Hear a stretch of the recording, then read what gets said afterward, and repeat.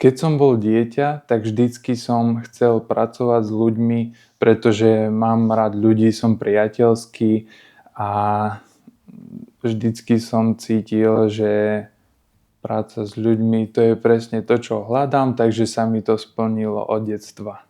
Keď som mal 18, tak sa nám stala v rodine taká nehoda, že som prišiel o ocina a chcel som byť vždycky športový masér, teda patriť v nejakom športovom klube a chalani ma zobrali pod svoje krídla a vtedy som si povedal, že tie sny sa naozaj plnia a čo bola doposiaľ iba nejaká ambícia, tak sa mi to uskutočnilo a podarilo vďaka kvôli ním. Pán Boh mi dáva stále do cesty super ľudí, super klientov, ktorí sú dobrí ľudia, takže tá vášeň sa prehlbuje a tie masáže určite ma spravili pokornejším, takým vyrovnanejším človekom, pretože dokážem sa rozprávať, ale nie cez slova, ale cez dotyk s tým klientom alebo s tou osobou, že jej pomáham pri nejakých zdravotných problémoch.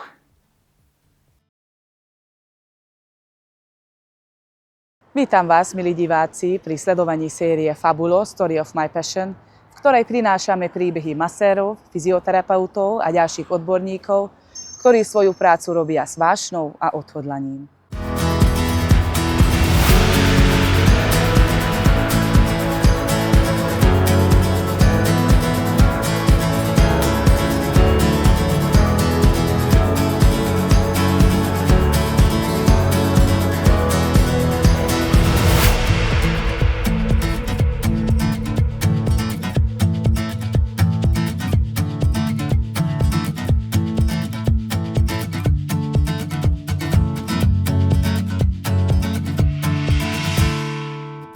V mene spoločnosti Fabulo je pre mňa radosť, že môžem vám predstaviť dnešného hostia. Ahoj Matej. Ahoj. Sme radi, že môžeme byť tu s tebou.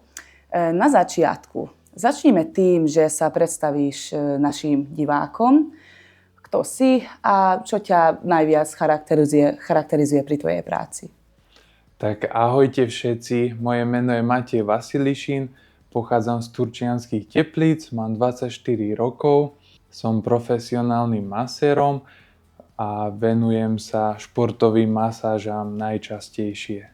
Ľudia ma vyhľadávajú hlavne pokiaľ majú nejaké chronické alebo akutné bolesti, keď majú nejaké problémy, že migrény, bolesti hlavy, závrate, bolesti na hrudníku, alebo spodnej časti chrbtice, alebo problémy s kĺbami, so šlachami, tak sa to snažím dávať do poriadku. Ako dieťa sa ťa určite pýtali, čím chceš byť, keď vyrastieš. Čo si vtedy povedal? Keď som bol dieťa, tak vždycky som chcel pracovať s ľuďmi, pretože mám rád ľudí, som priateľský a vždycky som cítil, že práca s ľuďmi, to je presne to, čo hľadám, takže sa mi to splnilo od detstva. Mal som aj iný sen, ale v zásade som chcel stále pracovať alebo fungovať skôr v zdravotníctve a to bolo asi najlepšie životné rozhodnutie, aké som mohol spraviť. A keď som mal 15, keď sa vyberali stredné zdravotnícke školy, človek ani moc nevedel, ako sa ten život bude vyvíjať a som práve rád, že v tých 15 som sa rozhodol ísť touto cestou, týmto smerom. Vždycky ma podporovala moja rodina, takisto aj priatelia, za čo im veľmi krásne ďakujem a všetko to robím pre vás a ďakujem za neskutočnú podporu, lebo to mi dáva tú neskutočnú silu a energiu to stále robiť. Kedy ste sa prvýkrát stretol so slovom masáž? Asi od detstva, keď som videl, že ľudí bolia chrbtice alebo že majú nejaký problém s nejakým svalom, keď majú niečo zablokované, tak stále vyhľadávali nejakého maséra a potom, keď som si všimol, že sa nakoniec k nemu dostali a prišli s takou úľavou, že ich nič nebolelo, tak vtedy som sa prvýkrát stretol so slovom masáž a teda aj s masážou, že je naozaj účinná a efektívna pri takýchto bolestiach. A kedy si sa rozhodol, že sa tomu chceš venovať vážnejšie a profesionálne? Bol som žiakom 2. ročníka na strednej zdravotníckej škole v Žiline a potom už keď sme boli na praxi, lebo predtým sme stále iba sa učili z učebníc, ale potom už keď sme sa dostali do tej praxe, keď sme boli v kúpeľoch, na poliklinikách alebo na nejakých pracoviskách, kde sme masírovali alebo v nemocnici, tak ma to ešte viacej oslovilo a chcel som sa v tom vzdelávať viac a všetko študovať do hĺbky.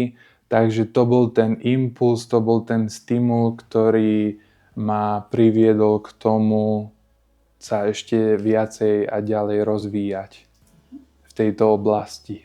A ako si získal prvé skúsenosti? Bola to škola, kurz alebo niečo iné? Bola to škola, kde, tak ako som vravel, že sme sa najprv učili anatómiu, akože aby sme vôbec mohli začať masírovať, že sme museli poznať tú anatómiu, aby sme nejakému človeku neoblížili.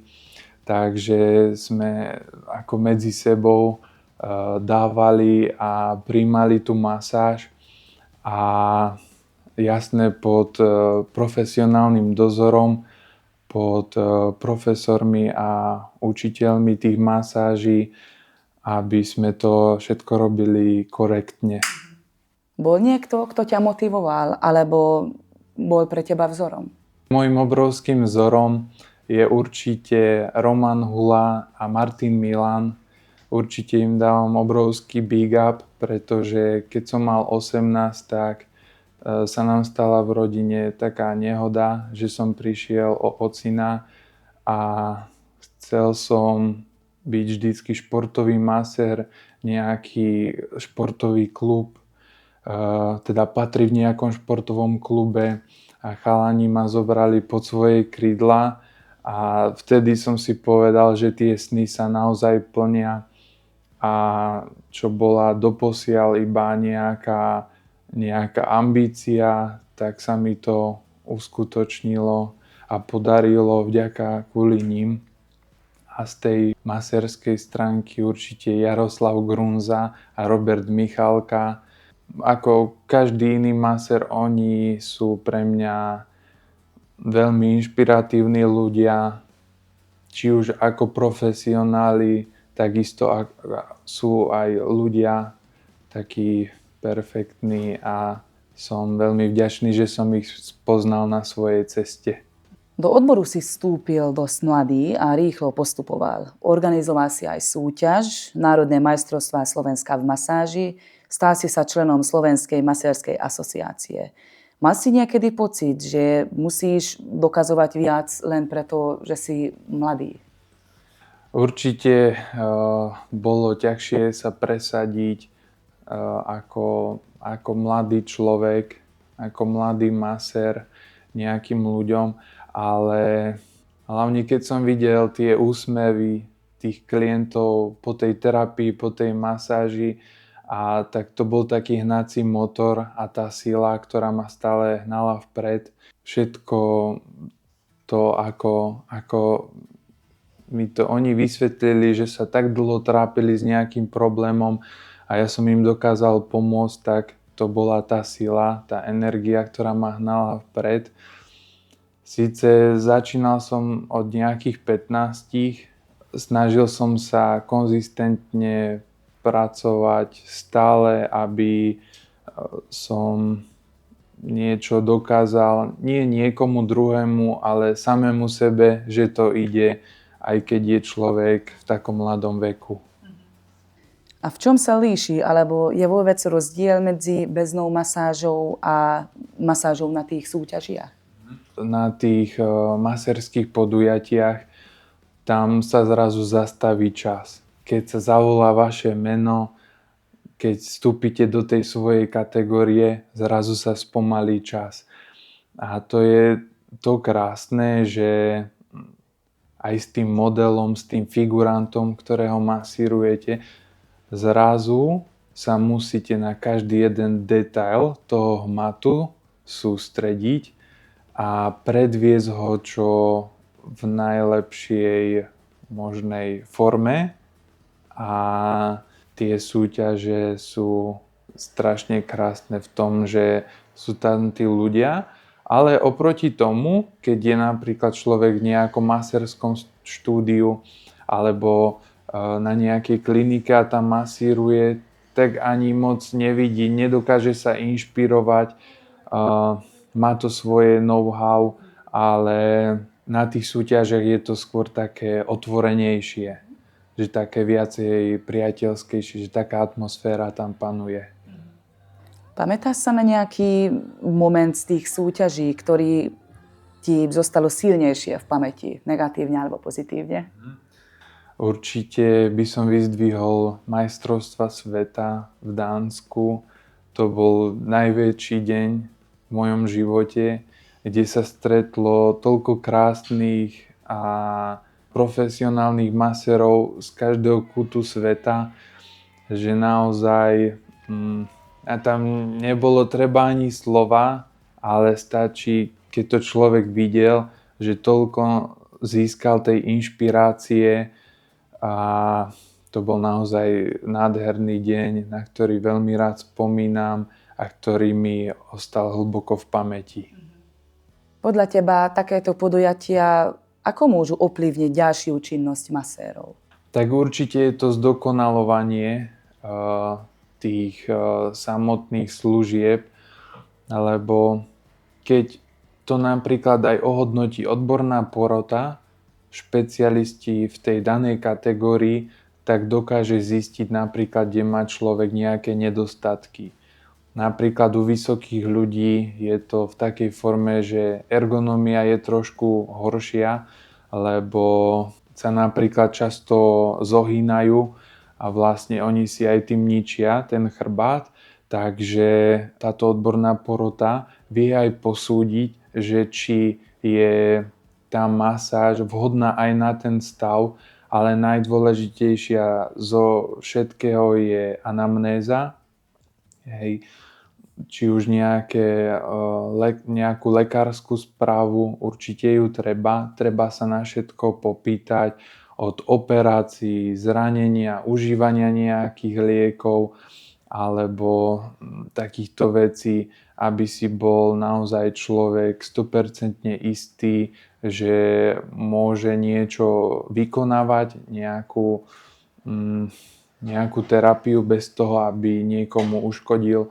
A na tých súťažiach tam to naozaj vidno, že tí ľudia sa prišli inšpirovať, chcú niečo predávať ďalej, chcú to rozvíjať a chcú pracovať na sebe, na tých svojich skúsenostiach, na svojich vlastných víziách, hej, že koľko ľudí prejde mu akože popod ruky, tak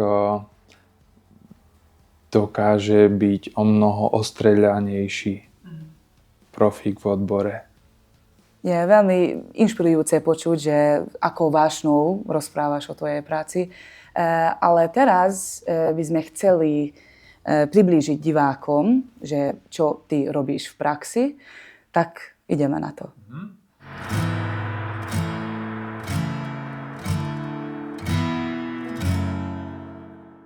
Spomínaš si, aké to bolo, keď si mal prvého klienta na stole? Bol to stres, alebo išlo to prirodzene? Keď som mal prvého klienta, tak si pamätám, ako keby to bolo včera. Prišiel za mnou a mal bolesti krčnej chrbtice a šie.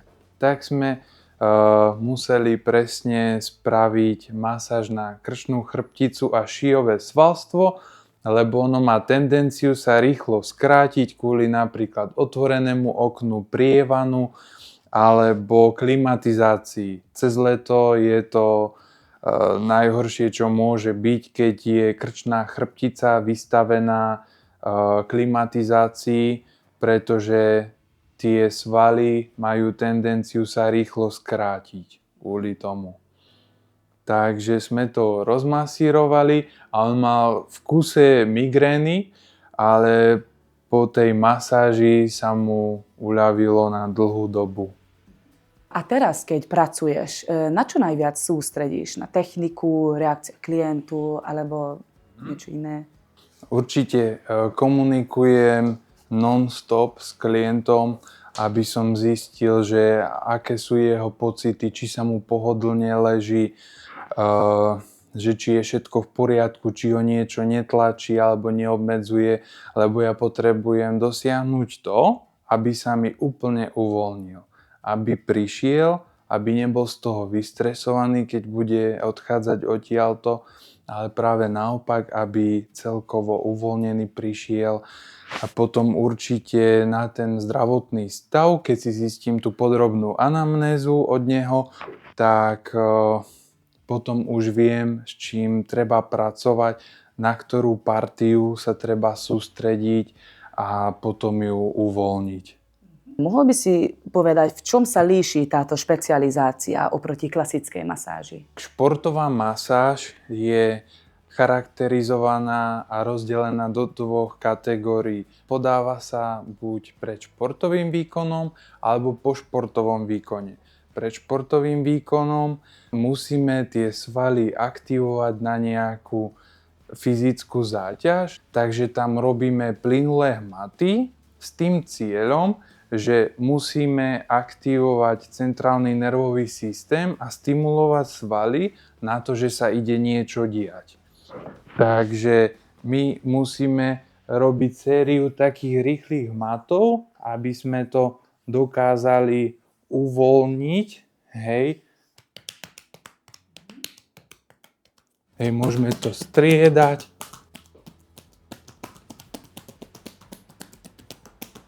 Lebo ten sval sa hneď prekrví.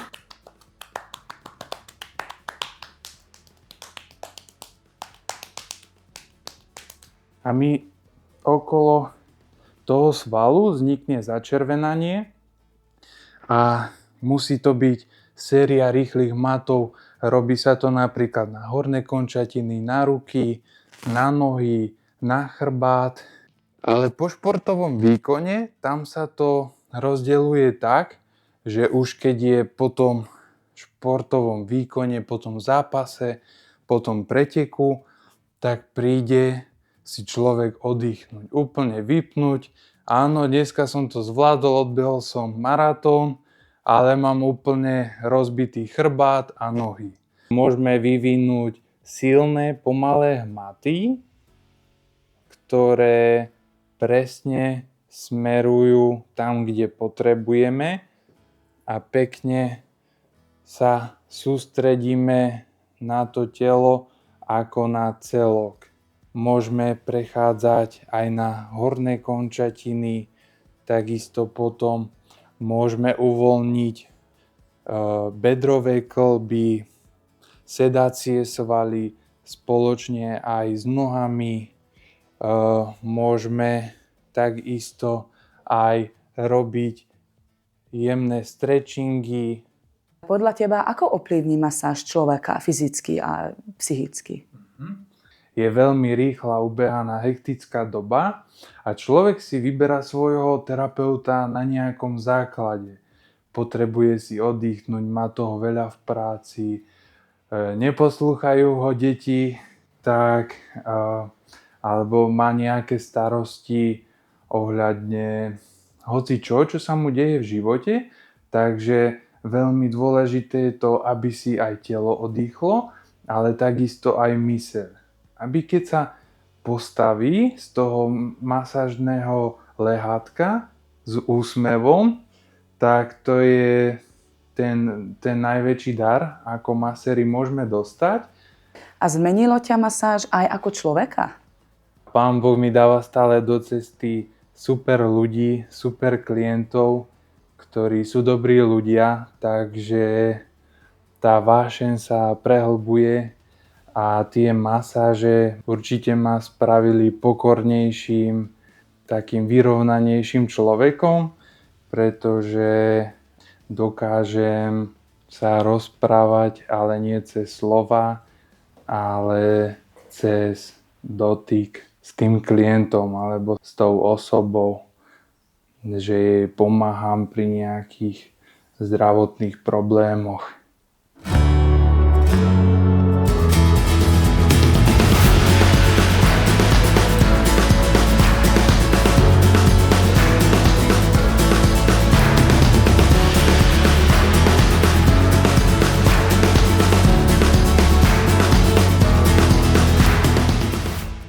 Čo je tvojim vrcholným cieľom, ktorý by si chcel dosiahnuť?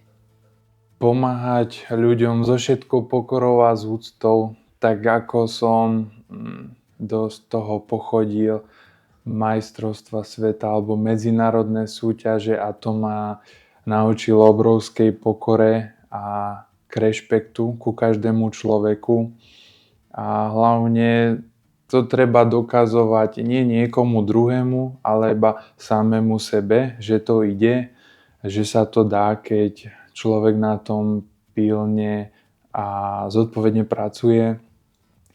A teším sa, neviem, čo mi život pripraví, ale určite sa teším na každý jeden deň, keď vstanem a budem robiť to, čo milujem. Alebo keď človek niečo robí, čo naozaj zbožňuje, že obetoval tomu kopec energie, času a financií, tak ho to dokáže iba posunúť. Super, veľmi pekné myšlienky na záver. Matej, ďakujeme veľmi pekne. A ja ďakujem, že ste prišli. Bolo mi potešením.